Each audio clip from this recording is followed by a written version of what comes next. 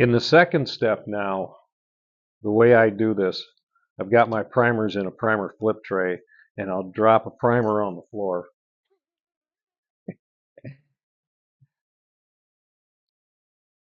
And grab another one.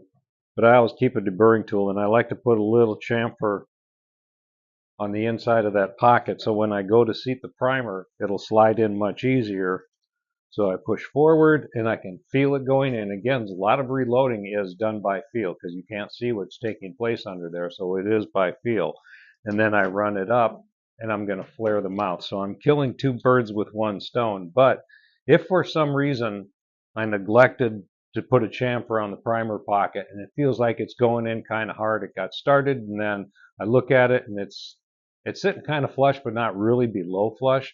I always keep a handheld priming tool nearby, and I'll just give this a little squeeze. This happens to be the K&M, and it works very well. And I flip that over. And again, I've got to ensure that that primer is in fact seated below flush. And it is. And I can set it on a flat surface, and it's not rocking back and forth. So that tells me it is below flush.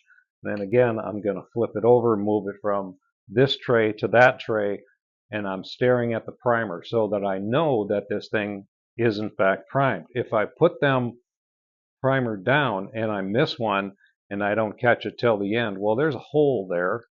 So if I've got powder leaking all over the place, if I'm doing this on a progressive machine and I see powder, something didn't get a primer in it, and now I've got powder leaking all over the place.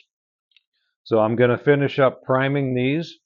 And then we're going to talk about the bullet seating and the powder charge and all that type of thing. Happy trails.